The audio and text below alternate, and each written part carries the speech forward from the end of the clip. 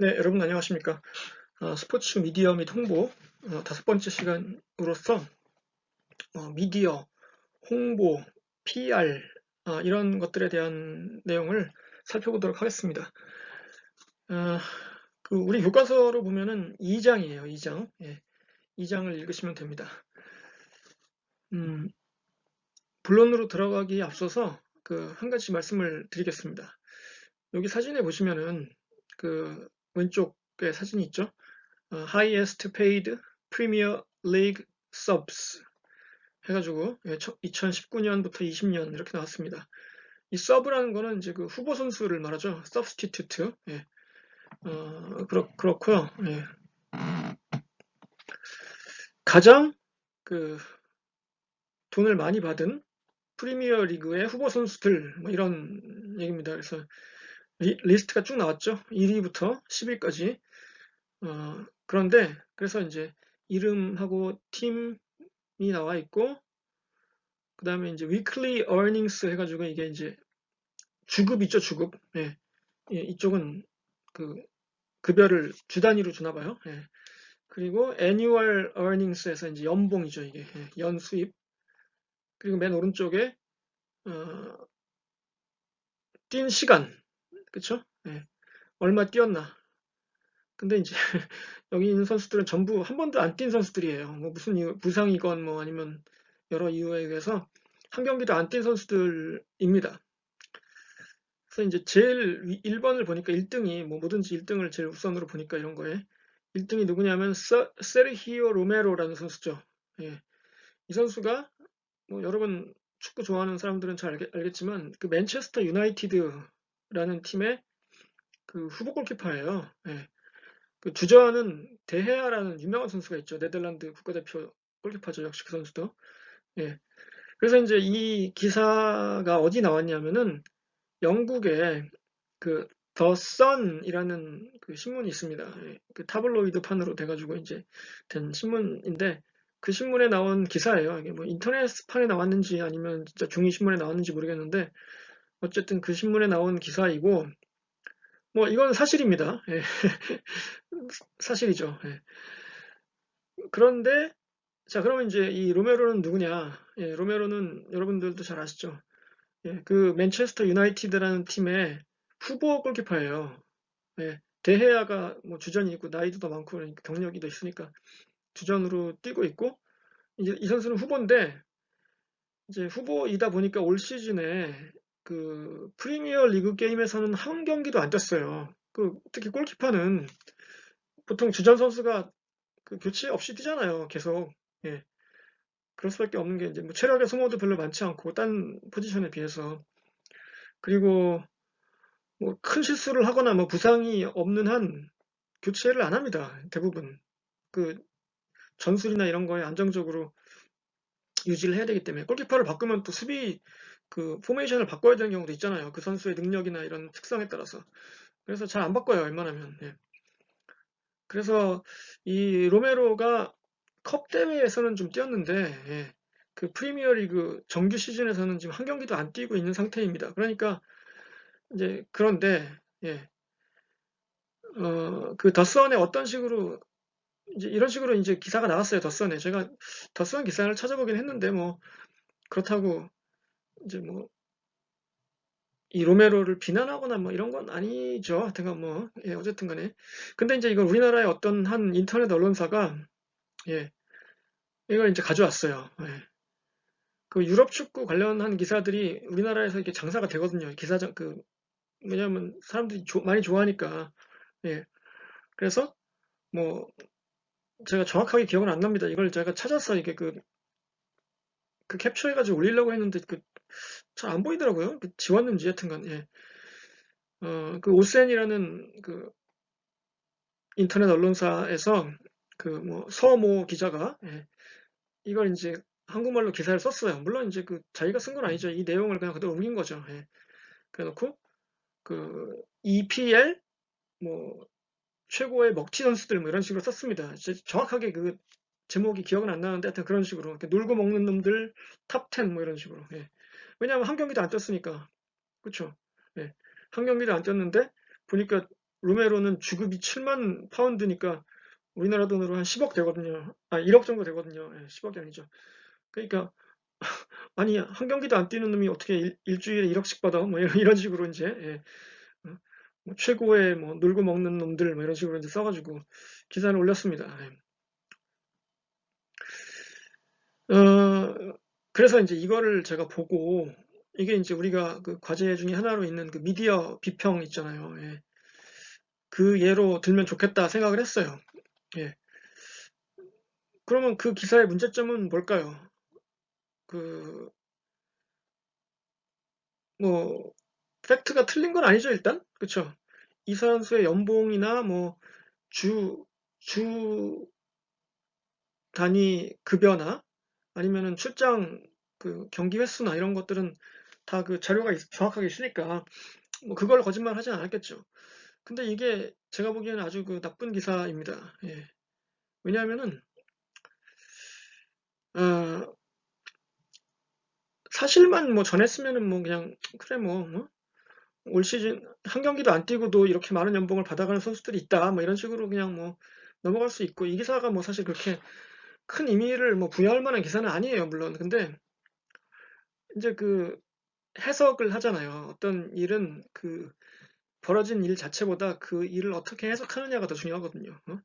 이런 천하의 불안당 같은 놈들, 1분도 안 뛰어놓고 이렇게 많은 돈을 꿀꺽 삼키고 놀아? 이런 식으로 이제 쓴 거예요. 그 기사의 뉘앙스는 분명히 그런 거였습니다. 예. 자, 그런데 이 기사의 문제점은 무엇입니까? 여러분이 보시기에. 예. 어, 뭐, 그걸 얘기하기 전에, 그럼 로메로가 어떤 선수냐? 예, 세르히오 로메로는 맨체스터 유나이티드의 골키퍼인 걸 봐서는 뭐 웬만한 실력은 아니겠죠, 당연히. 후보지만 비록. 예. 이 선수는 그 아르헨티나 출신인데, 아르헨티나의 국가대표 골키퍼예요. 예, 주전으로 뛰기도 했죠. 뭐 지금은 모르겠습니다만은. 예. 근데 아르헨티나가 여러분도 알다시피 그 축구를 못하는 나라가 아니잖아요. 예, 뭐 어느 나라건 국가대표만 뭐 실력은 있다고 봐야 되지만 특히 아르헨티나는 예, 그 월드컵 2번 우승하고 예, 그 메시가 있는 나라인데 예, 당연히 뭐 축구를 엄청나게 잘하는 나라고 이 선수의 실력도 좋습니다 실제로 예, 뭐 승부차기에서 그 선방한 적도 있고 예전에 유명하죠. 예. 어, 자, 그리고 이 선수는 제가 좀 뭐랄까 개인적인 그 인연이 약간 있어요. 뭐 저하고 뭐 아는 사이라는 건 아닌데 예. 제가 이 선수에 대해서 좀 관심 있게 바라보는 이유가 뭐냐면은 제가 이제 2004년도에 미국을 처음 가가지고 예, 2004, 2005, 2005, 2006 뭐 이때부터 이제 그 대학교 농구를 열심히 봤어요. 뭐 대학교 풋볼도 보고 미국에서 이제 제가 다닌 학교를 예. 제가 처음에 갔던 학교가 이제 플로리다 스테이트 유니버시티라는 학교였는데 플로리다 주립대학교. 예. 그 학교 농구부에 예, 디에고 로메로라는 선수가 있었습니다. 예. 이 선수가 2005, 2006 시즌에 4학년이었어요. 예, 그래가지고 그때 뛰었는데 그 디에고 로메로가 어, 키가 굉장히 컸습니다. 2m 5 정도 돼요. 예. 그런데 3점 슛을 잘 던져요. 굉장히 운동신경이 있고 물론 뭐 NBA에 가거나 뭐 그 정도 실력은 아니었지만 그냥 뭐 그냥 괜찮은 대학 농구 선수였어요. 예. 그랬는데 그래서 그 선수의 플레이를 제가 이제 직접 봤습니다. 그 당시에. 예. 근데 그때 이제 같이 뛰었던 그 선수가 누가 있냐면 그 엘 썬튼이라고 예. NBA에서 오래 뛰었다가 작년 시즌에 2019, 2020 시즌에 우리나라에 와가지고 KBL의 그 KT 소닉붐이라는 팀 있죠. 예, 그 팀에서 좀 뛰었어요. 한 12월, 1월까지 뛰다가 중간에 이제 갔는데 예. 어쨌든 그 선수랑 같이 뛰었던 그 디에고 로메로라는 선수가 있는데 그 선수의 동생이에요. 이 세르히오 로메로가. 예. 물론 그 형도 아르헨티나 출신이죠. 예. 아니, 저는 그걸 잘 몰랐습니다. 얼마 전까지. 예. 물론 디에고 로메로는 알고 있었지만 세르히오 로메로가 디에고 로메로의 동생인 건 몰랐거든요. 저도. 알고 봤더니 얘가 걔 동생이었어? 뭐 이렇게 된 거예요. 저도. 예.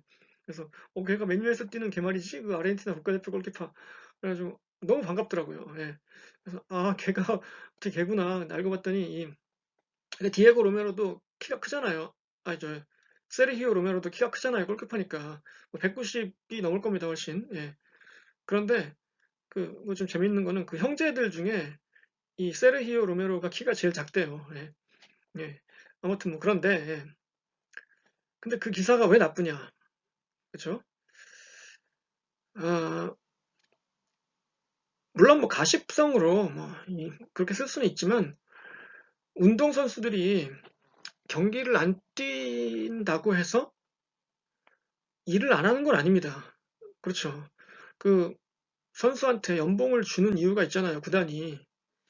그 비싼 돈을 왜 주겠어요? 괜히 줄 리가 없죠. 예.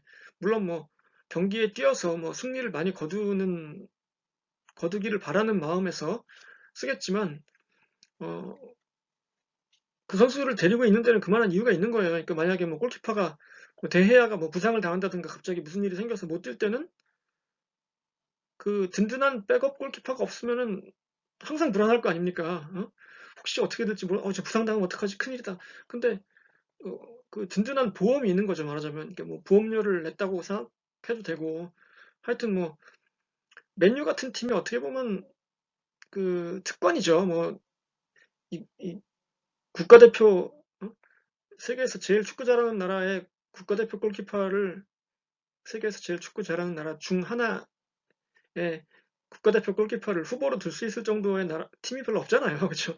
실제로 그 최근 기사를 보면 이 로메로를 그 임대나 뭐 영입하고 싶어하는 팀들이 굉장히 많다고 하더라고요. 유럽 축구 뭐 EPL이나 다른 리그에서. 하여튼 그래서 이 여기 있는 선수들이 물론 뭐 경기는 하나도 안 뛰었지만 놀고 먹는 건 절대 아니거든요. 연습은 똑같이 하고, 그쵸? 예. 경기 준비는 다 합니다. 이제 뭐 경기를 안 뛰었을 뿐이지. 예. 그런데 놀고 먹는다는 식으로 기사를 쓰면 안 되죠. 예. 그거는 뭐 몰라서 그렇게 썼다면야 뭐 그거는 그냥 뭐 무지의 소치라서 그냥 뭐 그렇게 생각하면 되지만, 뭐 스포츠 기자가 그걸 모를 정도로 무식하지 않잖아요. 그쵸? 예. 그러니까 어, 그냥 쓰면은 재미가 없잖아요. 뭐 EPL에서 뭐 1분도 안 뛴 선수들 연봉 순위 뭐 이런 식으로 기사 제목을 내면은 뭐 누가 봅니까? 그거 뭐 아이 뭐 그럴 수도 있지. 근데 어, 뭐 최고의 먹튀 탑 10 뭐 이런 식으로 이제 제목을 뽑습니다, 보통. 예. 그 여러분들도 기사를 소비할 때, 그 인터넷 기사를 소비할 때 보통 그 네이버를 많이 이용하잖아요, 제일. 그래서 네이버 스포츠에 나와 있는 그 제목들만 보고 그 중에서 클릭을 합니다. 그래서 이게 문제가 뭐냐면은 어떤 매체의 어떤 기자가 어떤 의도를 가지고 쓴 그 기사인지 알 길이 없어요. 제목만 봐서는. 그 제목만 가지고 일단 판단할 수밖에 없습니다. 우리가 그 언론사 홈페이지로 바로 들어가지 않는 이상. 그래서 그러다 보니 이제 언론사들은 제목 장사를 하는 거죠. 예. 최대한 자극적으로 눈에 확 띄게 섹시하게 제목을 뽑아야 일단 클릭을 하고 보는 거죠. 그래야 이게 조회수 올라가고 광고로 직결되고 뭐 이렇게 되니까. 예. 그래서 하여튼 이런 면에서 굉장히 안 좋은 기사였다, 이렇게 생각합니다, 저는. 네. 그래서 세르히오 로메로 화이팅. 예. 결론은 그렇게 맺겠습니다. 예. 자, 넘어가죠. 예, 여러분도 한번 이렇게 생각을 해보세요. 그러니까 여러분이 읽는 기사를 보면서 이 기사는 좀 이상하다. 왜 이상하냐? 나름의 이유를 이런 식으로 이제 지금 제가 얘기했던 이런 내용을 뭐 글로 풀었으면 그게 바로 미디어 비평이 되는 거예요. 꼭 뭐 인터넷 기사뿐만 아니라 뭐 방송 리포트도 괜찮고 신문 기사도 되고요. 뭐 방송의 뭐 스포츠 뉴스도 괜찮고 뭐든지 여러분들이 보시고 이건 좀 이상한데? 라는 거 이런 것들을 간단하게 적으시면 됩니다. 이제 예, 그게 이제 미디어 비평하는 요령이에요. 예. 또 이제 자세히 말씀드릴게요. 네, 이제 그 숙제가 닥쳤을 때 또 말씀드릴 테니까 예, 생각 남기면 한번 해봤습니다. 예. 다음 장으로 넘어가서 한번 보죠. 이제 자, 미디어에 대한 사회학적 설명. 조금 재미없는 내용인데, 예. 그러니까 미디어와 스포츠, 또 미디어와 사회, 이 미디어, 스포츠, 사회 이 세 가지의 그 함수 관계를 살펴보는 시간이라고 했잖아요. 그래서 미디어 사회라는 용어가 이제 나오면은 지금 뭐 교과서에 설명은 자세하게 나와 있습니다. 예. 그리고 읽어보시면은 내용은 뭐 이해하기 쉬워요. 예. 근데 그 우리가 살고 있는 사회가 뭐 여러 가지 요인, 뭐 여러 가지 사회적 제도 이런 것들에 의해서 영향을 받죠. 근데 특히 이제 현대 사회는 그 미디어의 영향을 뭐 엄청나게 많이 받죠. 예. 우리가 뭐 눈 뜨면 제일 처음에 뭐 휴대폰부터 보고 예. 뭐 뉴스 살펴보고 페이스북이나 이런 것들을 하는 이유도 그걸 통해서 뉴스를 소비하잖아요. 사람들이 뭐 물론 포털 사이트로도 하지만 예. 그래서 우리 사회를 뭐 미디어 사회라고 정의할 수 있다 이렇게 볼 수 있습니다. 예. 그렇죠? 미디어의 매개라는 게 있어요. 예. 그러니까 미디어 미디에이션 해가지고 좀 이상한데요. 같은 말이 두 번 나와가지고 약간 동어 반복 같은데 예. 미디어를 통해서 본다는 얘기예요. 뭐든지 우리가 뭐 정치를 볼 때도 예. 미디어를 통해서 봅니다. 뉴스에서 나온 리포트를 통해서 뭐 혹은 뭐 해설을 통해서 시사평론가의 평을 통해서 그렇죠? 거의 대부분은 미디어를 통해서 보죠. 예. 그래서 그 미디어의 영향력이 굉장히 중요하죠. 예. 미디어에서 어떻게 보도하느냐, 어떤 논조로 보도하느냐에 따라 우리의 인식도 달라집니다.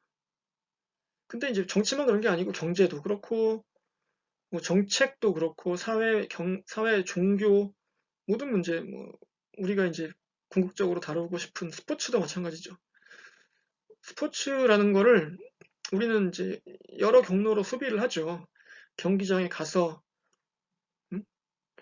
직접 보기도 하고 아니면은 뭐그 직접 즐기는 예, 그 스포츠를 직접 하기도 하고 예. 뭐 하지만 이 모든 것들은 대부분 다 그 미디어라는 거를 매개로 해서 합니다. 스포츠를 우리가 직접 하건 혹은 즐기건 간에 대부분 미디어로 즐기죠. 뭐 특히 요즘에는 뭐 팬의 입장에서 스포츠 팬의 입장에서 경기장에 갈 수가 없잖아요. 예. 그러다 보니 뭐 100% 미디어에 의존할 수밖에 없죠. 이제는 경기를 TV로밖에 볼 수가 없으니까. 예. 뭐 TV 혹은 뭐 그 TV 화면을 중계한 다른 매체를 통해서 볼 수밖에 없으니까. 그래서 여기서 이제 한 가지 용어가 나오는데 이 용어가 미디에이티드 스포츠라는 거예요. 우리가 이제 뭐 스포츠 미디어, 뭐 스포츠와 미디어 이렇게 이제 얘기를 많이 하고 이 과목의 제목도 스포츠 미디어 및 홍보 뭐 이렇게 돼 있는데 일반적으로 우리가 스포츠 미디어라고 하면은 뭐 스포츠와 미디어에 관련된 뭐 거의 모든 것들을 다루지만 좁게 보면 사실은 미디에이티드 스포츠예요. 그러니까 스포츠는 스포츠인데 미디어를 매개로 한 스포츠, 미디어화한 스포츠 이거죠. 예. 우리는 스포츠를 예, 미디어를 통해서만 봅니다. 거의 대부분. 예. 그거에서 벗어나질 못해요. 그 영향에서. 그 뭐 예를 몇 가지 들어보면 여기 이제 여러 가지가 나왔는데 사진으로 칼리지 풋볼, 뭐 ABC 이렇게 있잖아요. 왼쪽에. 예. 이게 그 ABC라는 방송국이 미국의 그 뭐 공중파라고 해야 할지 지상파라고 해야 할지 그 몇 개 회사 중에 하나인데 그러니까 우리나라로 치면 뭐 KBS, MBC 뭐 이런 회사예요. 뭐 그런 똑같진 않지만 거의 위상이 그래요. 그래서 ABC에서 동부 그 미국 동부 저녁 시간 7시 반 8시에 하는 그 경기가 그 주에 제일 예, 중요한 게임입니다. 그거는 뭐 그렇게 정한 건 아니에요. 뭐 제일 중요한 게임은 그 시간에 한다 이렇게 뭐 정해놓은 건 아니고 무조건 랭킹 1위는 그 시간에 한다 정해놓은 건 아니지만 ABC가 중계하는 게임 하면 사람들이 이 게임이 이번 주에는 제일 메인 이벤트지 뭐 이렇게 생각을 해요. 예.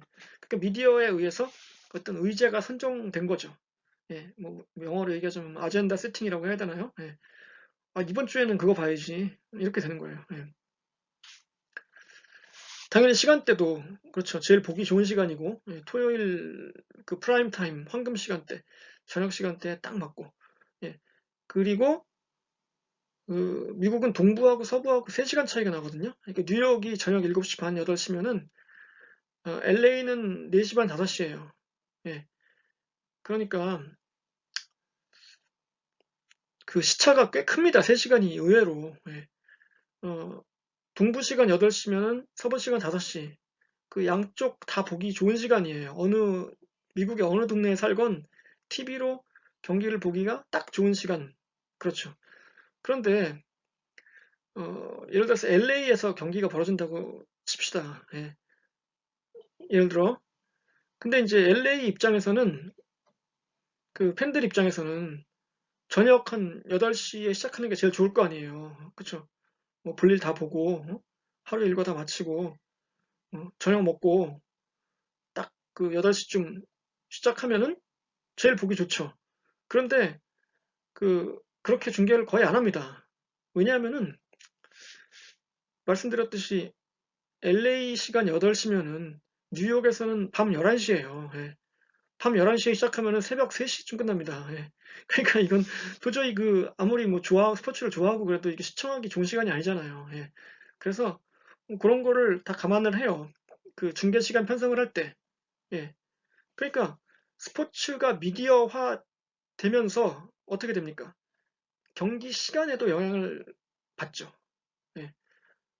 우리 LA 사람들은 그래 우리 중요한 경기니까 뭐 밤 8시에 시작해서 뭐 한 12시에 끝나면 딱 좋겠네 이렇게 얘기를 하지만 예. 뉴욕에 사는 시청자들이 뭐 새벽까지 봐야 되는데 안 되겠네 그럼 우린 보지 말자 이렇게 되면 시청률이 떨어지잖아요 뉴욕 쪽이. 그러니까 전국 방송 입장에서는 전국적으로 고른 시청률을 담보할 수 있는 시간대가 언제일까? 이런 걸 고민하죠. 그러니까 이제 그렇게 얘기하는 거예요. 야, 8시에 시작하지 말고 한 5시에 시작해. LA. 그래야 이거 동부 사람들도 볼 거 아니야. 이렇게 되는 거죠. 그러니까 스포츠가 미디어화 되면서 많은 것이 달라져요. 그렇죠? 이런 식으로 그 경기 시간도 달라지고 뭐 룰도 달라집니다. 심지어 뭐 나중에 할 기회가 있을 거예요. 그 얘기는. 예. 어, 간단하게 얘기를 드리자면은 예전에는 그 농구에 공격 제한 시간이라는 게 없었습니다. 예. 그냥 공만 계속 돌리면 돼요. 안 뺏기고. 축구하고 똑같았어요. 축구에서 뭐 공을 뒤로 돌린다고 반칙은 아니잖아요. 그쵸? 패스를 뒤로만 계속해. 예? 골키퍼하고 수비수하고만 주고받고 한단 말이에요. 시간 끌면서. 근데 그거를 어떻게 말릴 방법은 없잖아요. 그쵸? 아이, 저거 좀, 비신사적이고 재미없는 축구야. 이렇게 욕은 먹을지 몰라도 반칙은 아닙니다, 이게. 예. 그런데 농구에서는 어때요? NBA는 특히 24초 안에 슛을 안 던지면은 공을 뺏깁니다. 예, 어떻게든 빨리 공격을 해야 돼요. 그래서 예, 그 3대3 농구 있죠. 길거리 농구. 그거는 12초예요. 12초 안에 무조건 슛을 쏴야 돼요. 그러니까 경기가 점점 박진감이 넘치고 재밌죠. 그러니까 이게 미디어 시청자들을 위한 하나의 그 룰의 변경이에요. 예, 이런 식으로. 예. 뭐그 얘는 무수히 많습니다. 그러니까 미디어화한 스포츠라는 게 미디어가 매개되고 미디어화 됐다는 게 그런 의미예요. 그 미디어가 모든 걸 바꿔놔요. 예. 특히 스포츠에서 엄청나게 바꿔놨죠. 혹시 여러분들 중에 그 스포티비 그 유료 서비스에 가입하신 분 있습니까? 그 사진에 나오는 거? 예. 뭐 요즘에 그 토트넘 경기 빼고는 뭐 나머지 경기는 다 뭐 한 달에 12,000원 부가세 별도로 내야 된다고 뭐 그러던데. 예. 그 새벽에 참 그 유럽 축구 생중계로 보시는 분들 참 존경합니다. 예. 근데 사실 별로 권하고 싶진 않아요. 예, 다음날 피곤합니다. 아무튼 예. 자, 다음 장은 좀 더 지루한데 뭐 봅시다. 네, 이거는 뭐 간단하게 얘기할게요. 뭐 책에 있는 내용을 읽어보시기 바랍니다. 그래서 커뮤니케이션 테크놀로지, 그러니까 이 정보기술의 어떤 이론, 정보기술과 사회의 관계를 바라보는 이론이 뭐 크게 세 가지가 있는데 뭐 이걸 뭐 자세하게 할 건 아니고요. 기술이 더 중요하다고 생각하는 기술 결정론이 있고요. 예. 아니다. 기술보다는 이 사회가 더 중요한 거다. 이렇게 주장하는 사회 결정론이 있고, 예.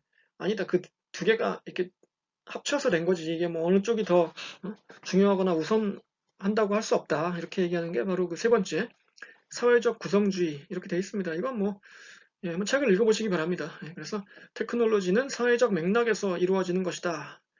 이렇게 주장하는 게 마지막 사회적 구성주의였습니다. 예, 교과서에 있어서 한 겁니다. 예, 그 다음에 자, 소시오 미디어론.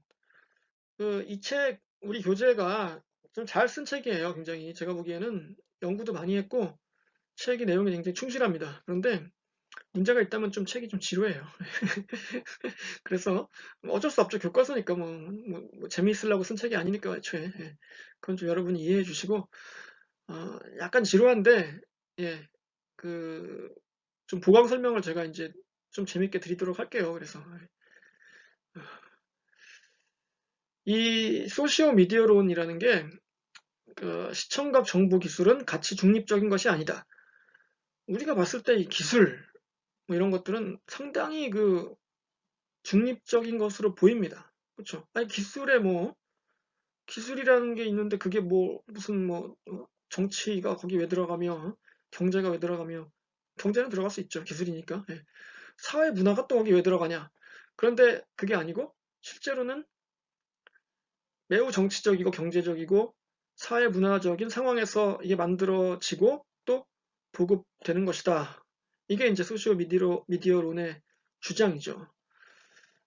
그래서 정보의 전달이라는 것은 단순히 그 정보만 전달하는 게 아니라 의뢰, 의뢰라는 거 우리가 했었죠? 여기서 했나? 아니면 다른 시간에서 했나? 여기가 맞을 겁니다. 예. 그 의뢰라는 게 리추얼, 그쵸? 의식, 제사 지내는 것 같은 어떤 의식이 있다고 그랬잖아요. 예, 스포츠가 원래 그거에서 출발했다 이렇게 얘기했죠. 그래서 지금도 그런 기능이 있고 또 어떤 문화를 상징하는 이런 기능이 있어서 공동체를 만들고 유지하는 역할을 한다 이 얘기입니다. 예. 우리가 뭐 이 스포츠가 어떤 상징으로서 기능하는 예는 무수히 많은데 지금 오늘이 제가 녹화하는 날이 9월 14일인데요. 월요일 9월 14일인데 그 얼마 전에 9월 11일이 지나갔잖아요. 9.11 테러. 예. 그 9.11 테러가 난 날, 예. 그게 아침에 났거든요. 미국 시간으로. 예. 출근하는 시간대에 그게 났는데, 그래서 그날 저녁에 그 메이저리그 야구 경기가 중단됐어요. 예. 못했습니다, 경기를. 그게 이제 아마 역사상 처음이었을 거예요. 그러니까 모든 경기가 다 그 중단된 게, 예. 그리고 그 다음날 이제 복귀를 했는데 메이저리그가, 예. 어떻게 됐냐면은 그 9.11 테러 현장에서 이제 그 찢어진 그 성조기가 있잖아요. 예. 그거를 경기장에 이렇게 겁니다. 예. 그 깃발이 찢어졌어요. 찢어졌는데 그걸 일부러 걸어놓으니까 막 바람에 휘날리면서 예. 그 당시에 이제 세미 소사라는 그 야구 선수가 있는데 예. 그 성조기를 들고 경기장에 뛰어나옵니다. 이렇게 막 예. 지는 미국 사람도 아니면서 하여튼간 뭐 그러니까 사람들이 관중들이 막 일어나가지고 박수치고 예. 열광을 하죠. 그날 그 당시 이제 대통령이었던 조지 부시 그 아들 부시가 그 뉴욕 소방관 예, 그 복장을 하고 잠바를 입고 경기장에 와서 그 시구를 던집니다. 예. 그러니까 이게 뭐예요, 다. 9.11 테러라는 것은 이 미국 사회에 엄청난 그 충격을 주었고 상처를 줬지만 봐라, 우리는 끄떡없다. 니네가 뭐 무슨 짓을 해도 우리 공동체는 응? 튼튼하게 유지하고 있어, 이 자식들아. 뭐야, 니네. 우리는 끄떡없어. 뭐 이런 식으로 어떤 그 공동체를 상징하는 기능을 하죠. 예. 물론 뭐 이게 뭐 스포츠 여기서 미디어 얘기입니다만은 그런 그 장면이 미디어를 통해서 그 송출이 되니까 사람들이 그걸 보면서 어떻겠어요? 막 애국심이 막 불이 붙는 거예요. 그래, 난 자랑스러운 미국 사람이야.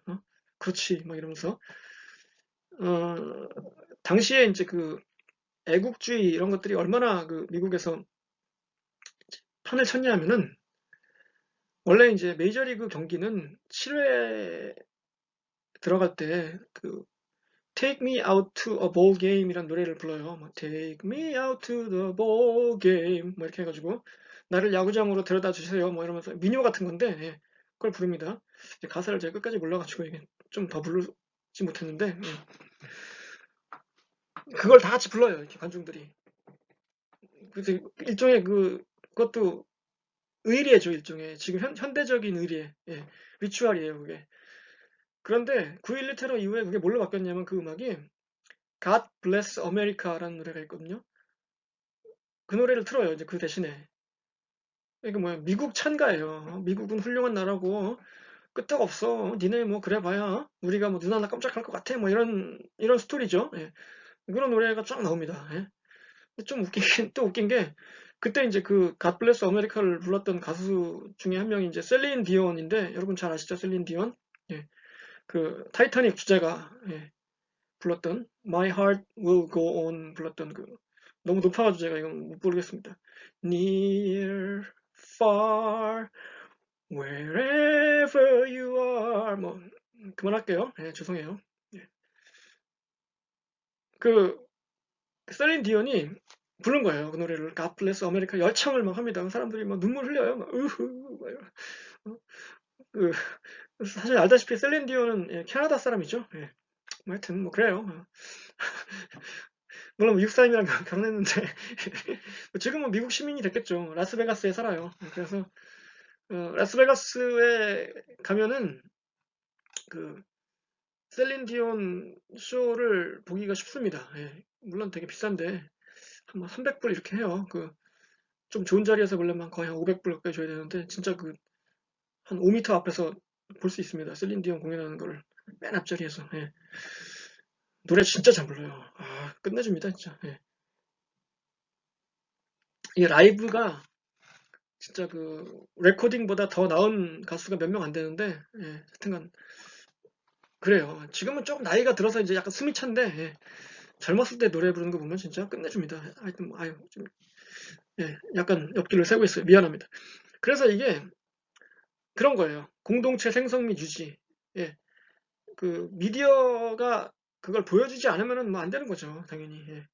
그래서 정보 기술의 사회화에는 시간과 과정이 필요하다. 이 얘기는 뭐냐면은 어떤 새로운 기술이 등장을 합니다. 뭐 예전에 인쇄술 이런 거. 그 인쇄술이라는 게 엄청난 미디어예요. 우리가 미디어 생각하면 뭐 TV, 인터넷 이런 것만 생각하지만 그게 원초적인 그 매스 미디어죠. 대중매체. 많은 사람들이 그걸 통해서 정보를 습득할 수 있었잖아요, 과거에. 그러니까 인쇄라는 게 원래 그 글을 읽고 지식을 얻는다는 그 행위 자체가 과거에는 굉장한 특권이었고 일부 극소수의 그 선택받은 사람들만 할 수 있었던 일이에요. 그렇잖아요. 뭐 대부분이 문맹이었으니까 과거에는. 그런데 인쇄술이 발달하면서 책이 막 대량으로 나오고 그 사람들이 글을 읽을 수가 있게 되고 그럼 어떻게 돼요? 똑똑해지잖아요. 사람들이. 그쵸? 똑똑해지면 어떻게 되냐면은 그 현실의 모순에 대해서 자각을 하고 이걸 깨부수고 싶어 합니다. 아니, 이게 왜 이 모양이야? 어? 아니, 왕이 좀 잘 못하면 이거, 왕을 바꿔야 되는 거 아니야? 이런 식으로. 옛날에는 그냥 왕이 맘대로 해도, 아, 그래, 뭐, 쟤는 원래 왕이고, 나는 원래, 뭐, 노예니까 그냥 이렇게 살아야지 이랬는데, 이게 책을 좀 읽어보니까 그게 아닌 거야, 이게.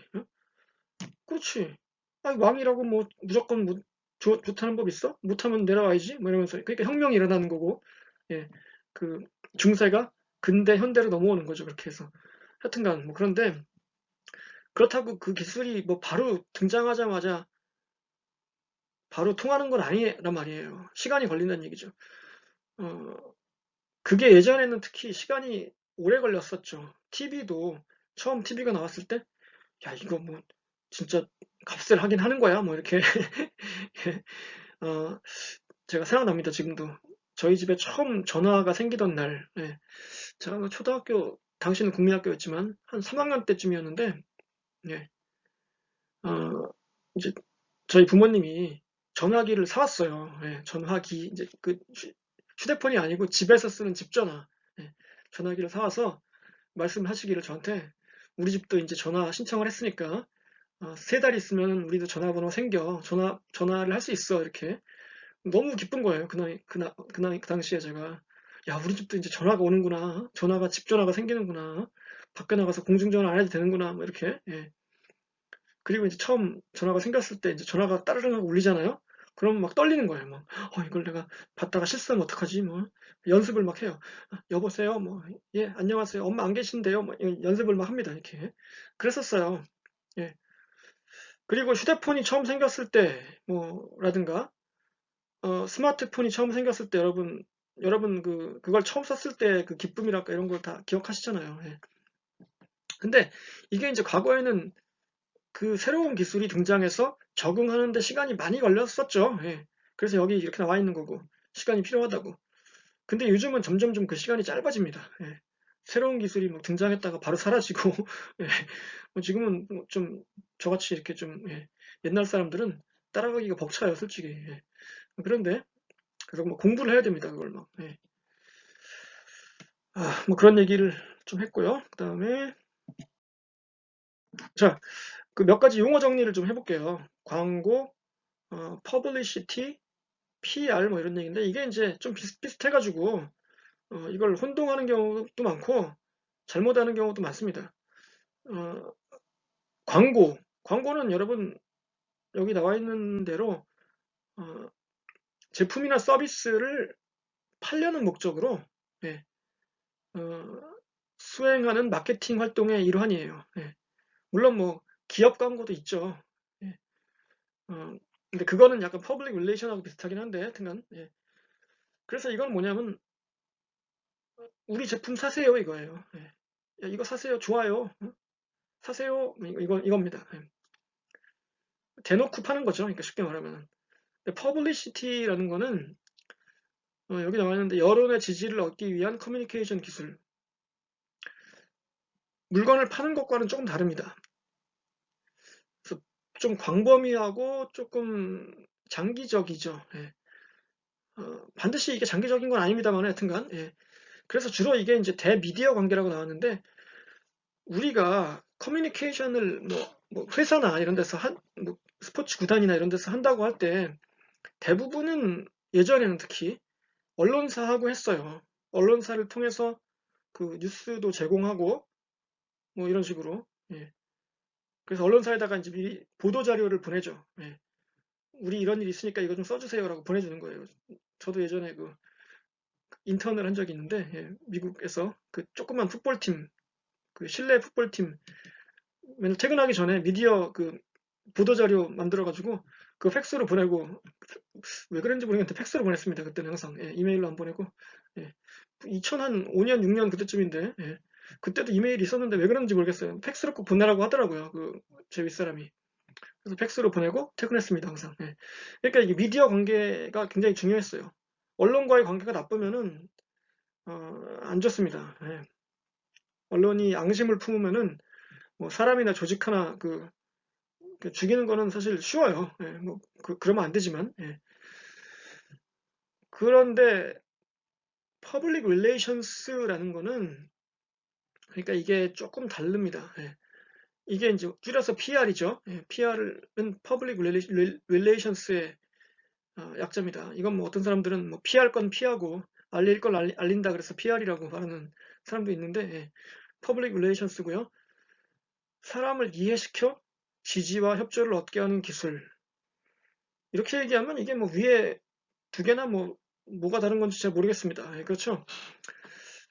퍼블릭 릴레이션스를 다른 말로 공중 관계라고 하거든요. 이건 약간 직역한 거잖아요. 퍼블릭이 뭐 공중에 뭐 공공의 이런 뜻이니까 퍼블릭 릴레이션스 공중 관계. 이 얘기는 많은 사람들과 관계한다 이런 얘기예요.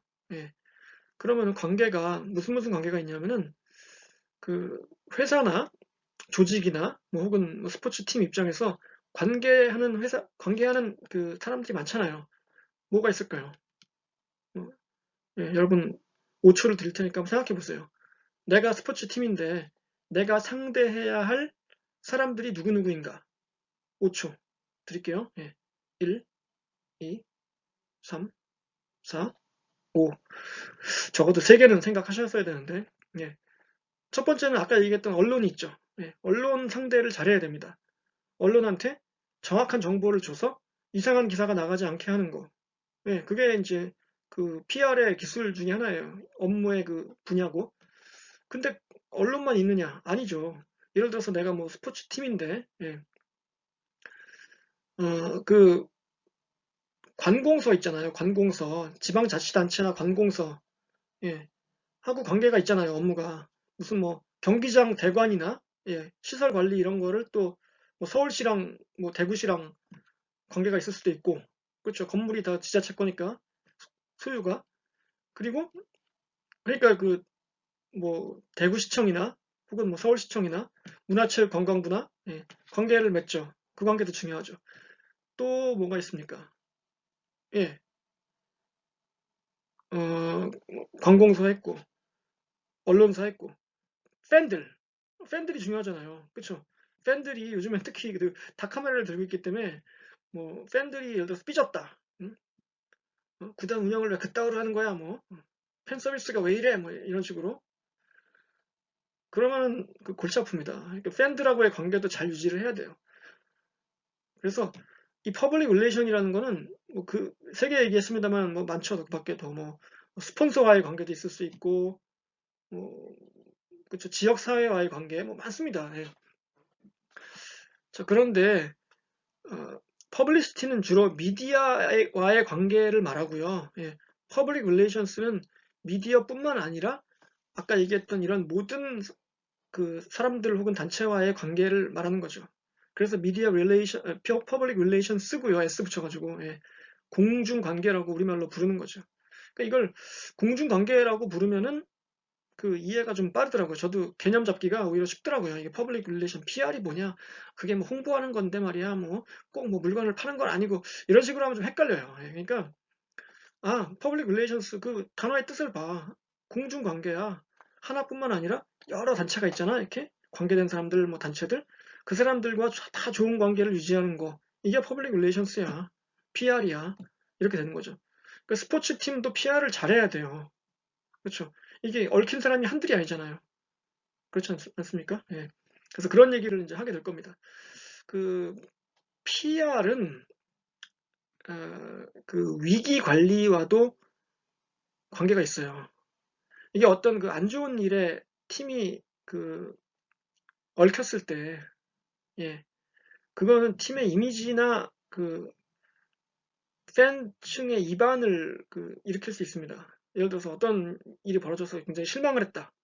팬들이 떠납니다. 예, 그렇잖아요. 뭐 별로 좋은 예가 아니라서 이거 좀 하기가 좀 꺼려지는데 사실 최근에 벌어진 일 중에 여자 배구 프로 배구 팀 중에 현대건설 팀이 있잖아요. 예. 그 팀에 한 선수가 있었는데 그 선수가 올해 초에 이제 배구를 그만두고 어, 팀을 떠난 상태였다가 그 얼마 전에 이제 자살을 했어요. 예.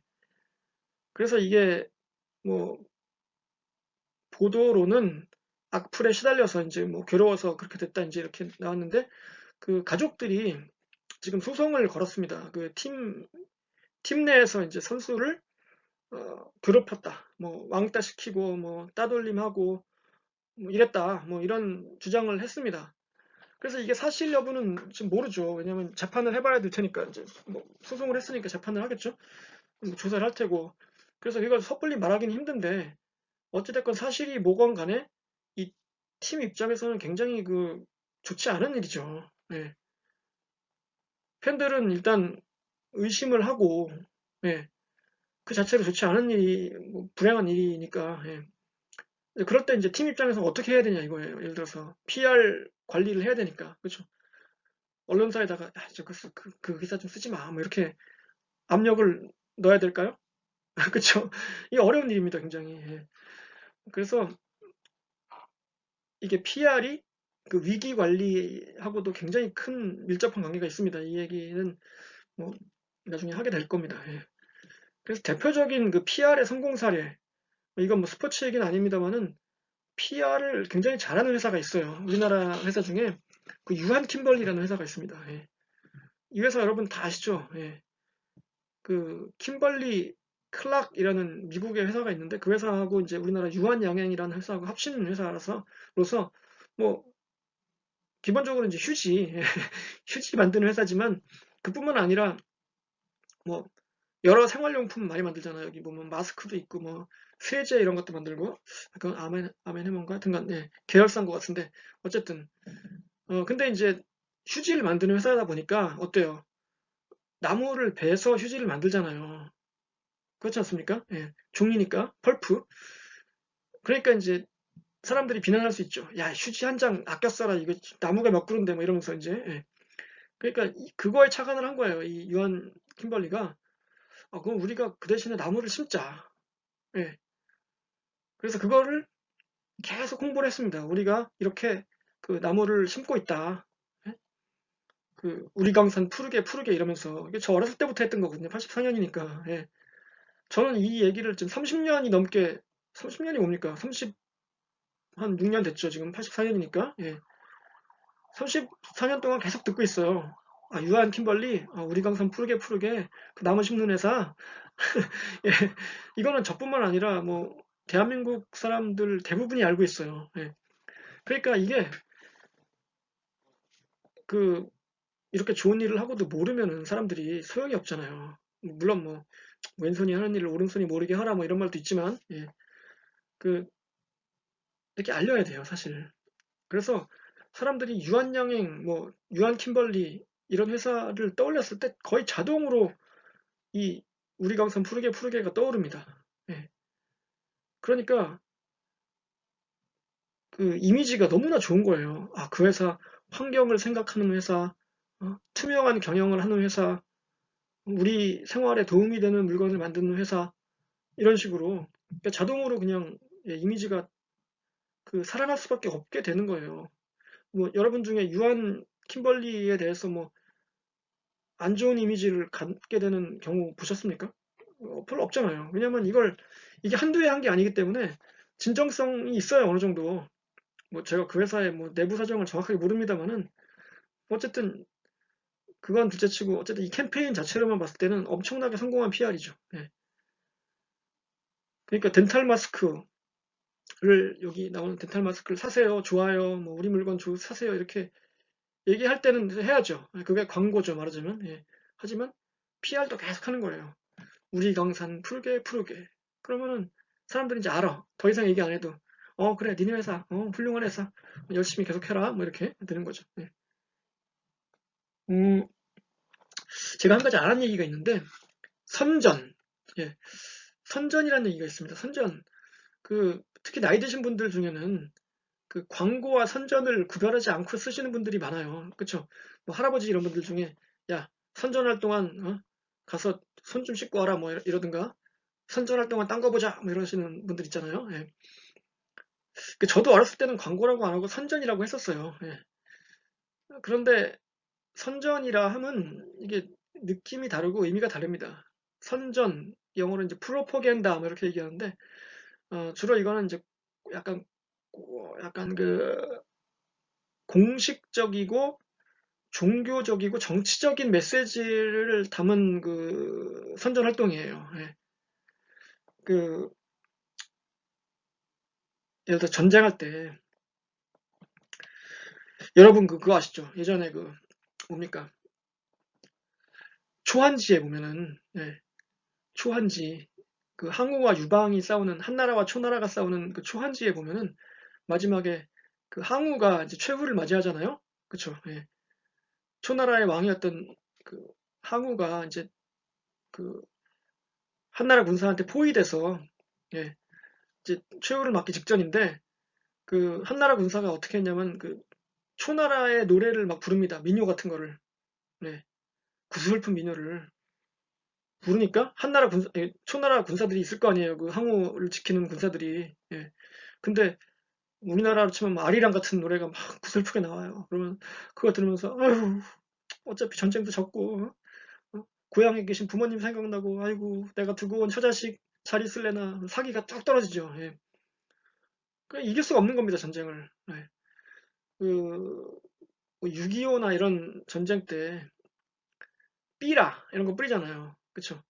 유엔군 측에서 그 중공군이죠. 당시는 중공군이나 북한군들한테 삐라를 막 뿌리고 저쪽도 우리한테 뿌립니다. 예.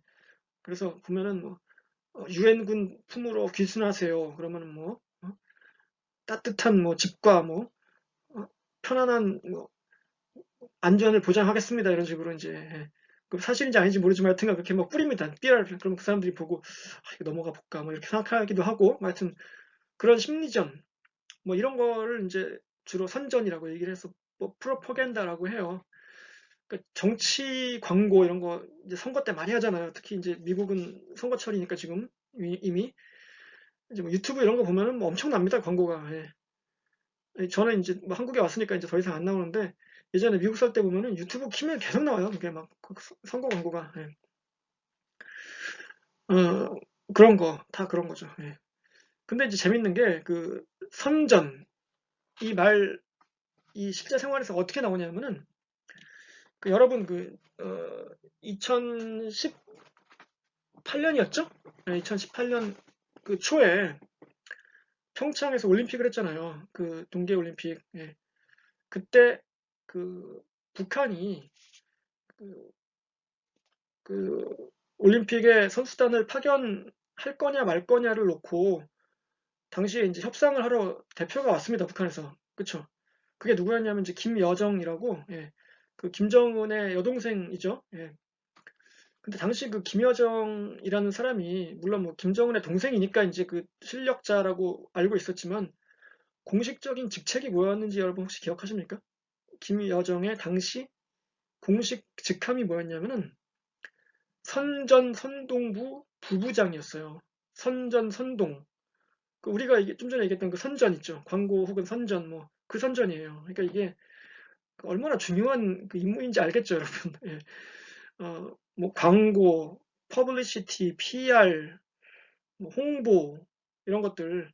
그러니까 과거에는 이게 굉장히 중요하다고 생각하지 않았어요. 옛날 그 산업화 시대 80년대, 90년대 이때까지는 야 그거 뭐지 그냥 뭐 아무나 하면 되는 거지 뭐 이렇게 생각했는데 점점 이 중요성이 회사를 뭐 살리고 죽이고 합니다. 이 홍보를 잘 못하면은 회사가 망하기도 하고 그러니까 예, 점점 홍보의 중요성은 예, 중요 중요성은 더 커지고 있고요. 요즘은 홍보 담당자 이런 사람들이 그 대기업에서도 임원으로 승진하고 뭐 이래요. CEO가 되기도 하고 그만큼 점점 중요한 기술입니다. 그래서 우리 스포츠에서도 그 미디어와 함께 이 광고, PR 뭐 이쪽 분야도 잘 다뤄야 해요. 그래서 한 장 더 남았네요. 잠깐만요.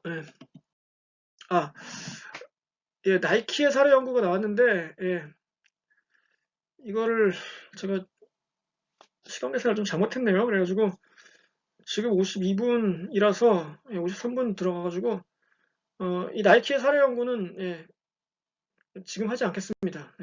이거는 뭐 분명히 그 학기 중에 할 시간이 있을 거예요. 그래서 나이키가 이 홍보나 PR이나 뭐 광고나 마케팅이나 이런 쪽을 어떻게 하는지에 대해서는 예, 뭐 뒤로 밀어놓고 나중에 하도록 하겠습니다. 그래서 오늘 이걸로 마치고 예, 다음 시간에 뵙도록 하겠습니다. 다음 시간에는 그 스포츠와 사회 그리고 스포츠와 사회학 뭐 미디어를 중심으로 예, 어떻게 할 건지에 대한 내용을 볼게요.